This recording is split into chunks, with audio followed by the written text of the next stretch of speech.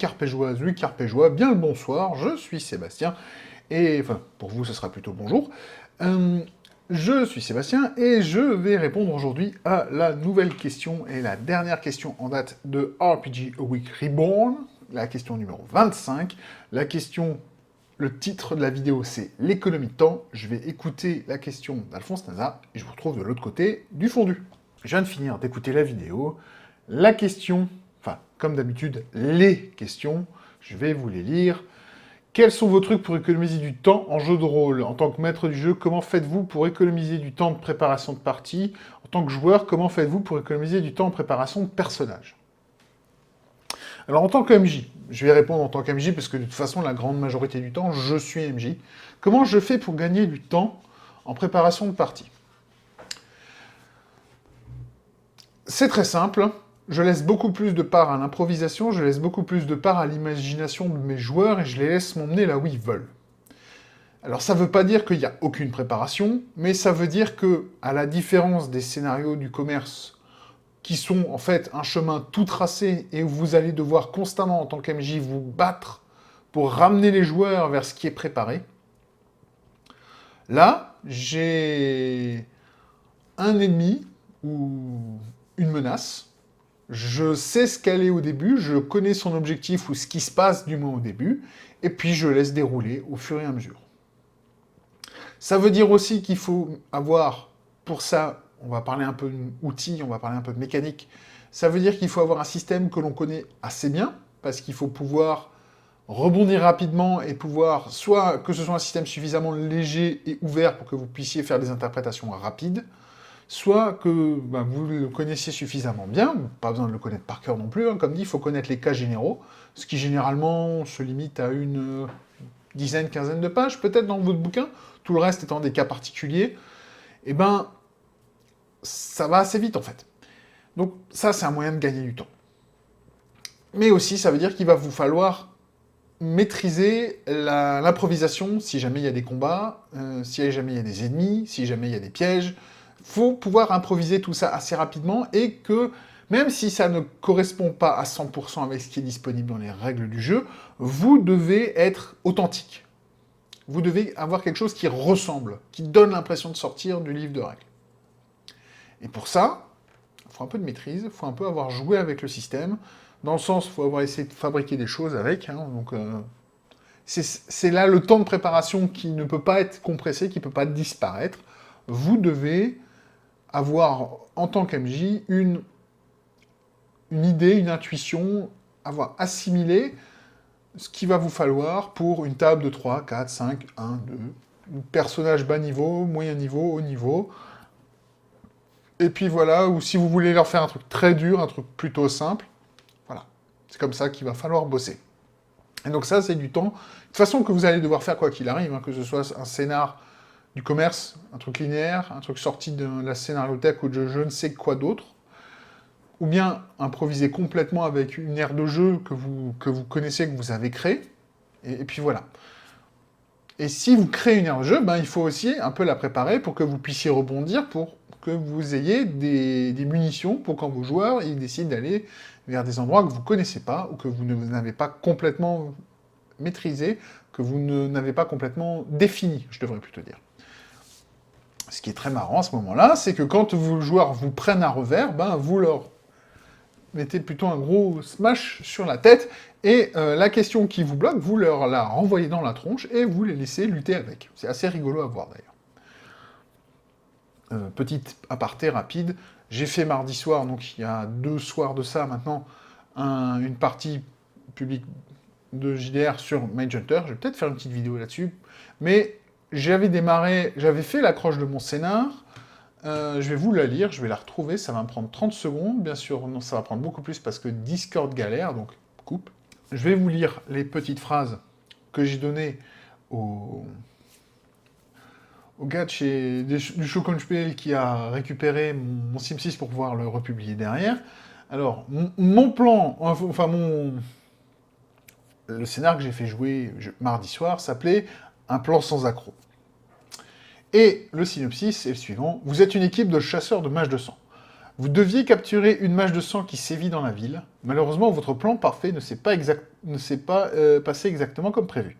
Maintenant, votre cible s'est enfuie et vous êtes à sa poursuite. Le problème, c'est que cette magicienne semble courir vers la cathédrale, entre parenthèses, de Strasbourg. Et une fois que les joueurs ont choisi leurs personnages, se sont présentés, fait le tour de table et expliqué un peu comment ils voient leurs personnages, parce que c'était des personnages très ouverts, et qu'on a fini l'équipement, les compétences et tout ça, parce qu'il y avait un petit niveau de customisation de ce côté-là, j'ai laissé ouvert aussi pour que les joueurs puissent se l'approprier, et ben je leur ai renvoyé la question dans la tête, c'est qu'est-ce qui s'est passé et pourquoi elle court. Et c'était très rigolo de les voir pédaler dans un small, je dois le reconnaître. Alors, c'était pas forcément la meilleure table pour poser cette question, parce que j'avais 2 joueurs qui étaient des débutants complets, qui n'ont jamais fait le jeu de rôle, qui n'ont jamais joué à ce jeu.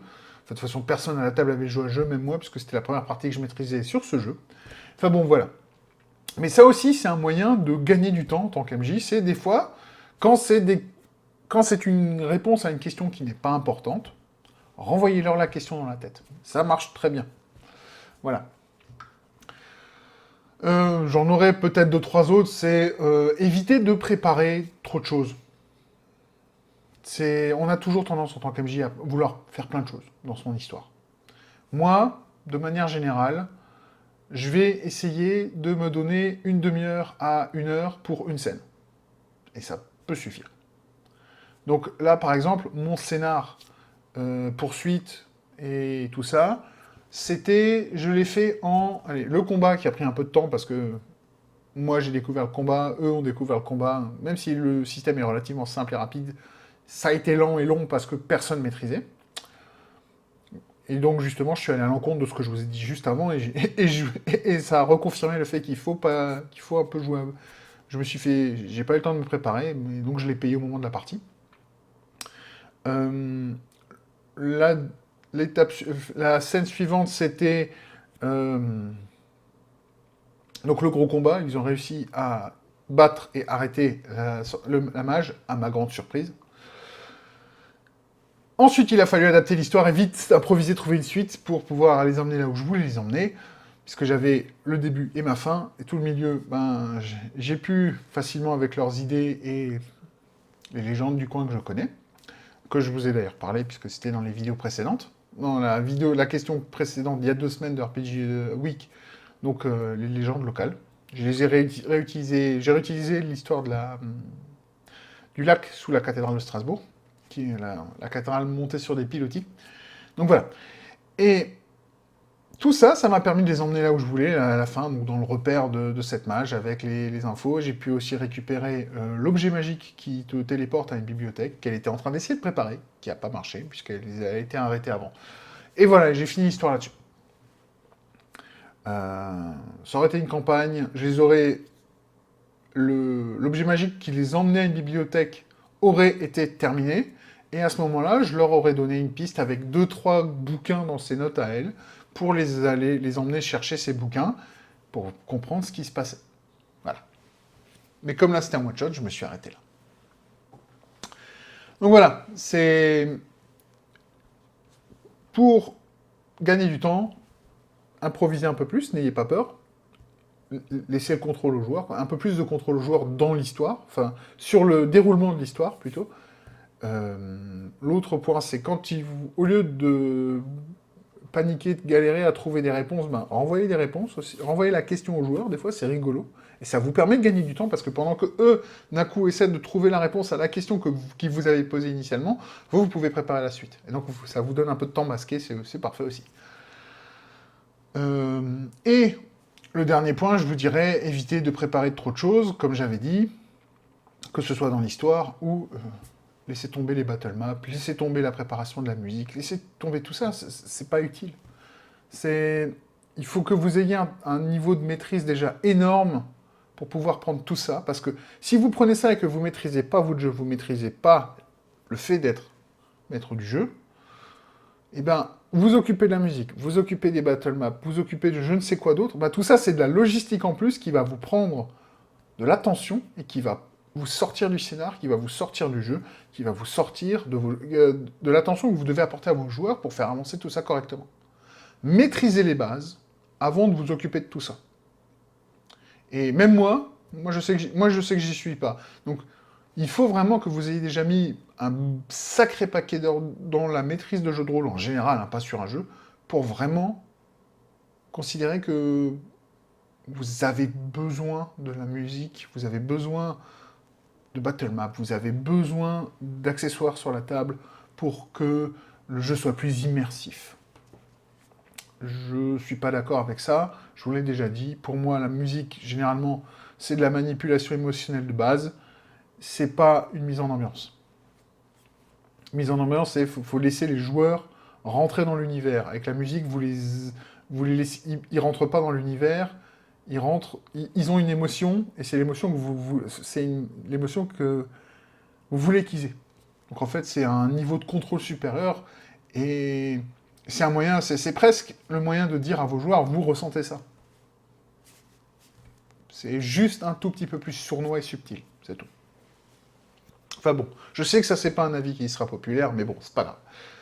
Je vais m'arrêter là, parce que ça fait déjà un bon moment que je papote.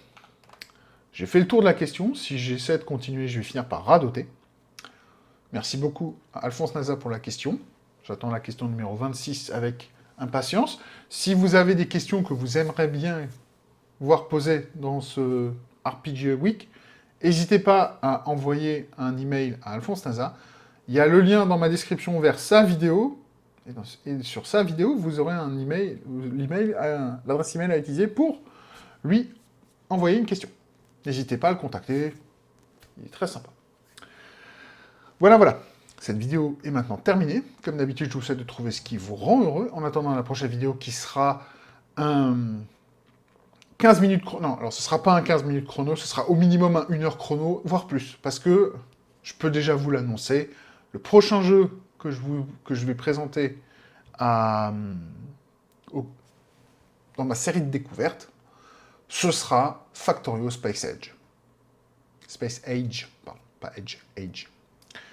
Donc, il va falloir du temps pour ça, parce que malgré le fait que j'ai déjà joué un paquet d'heures à jeu, le démarrage est toujours très lent avec moi. Donc voilà. Et donc, je vous dis à tous, à la prochaine fois, ou plutôt à dimanche, so, Pistondo.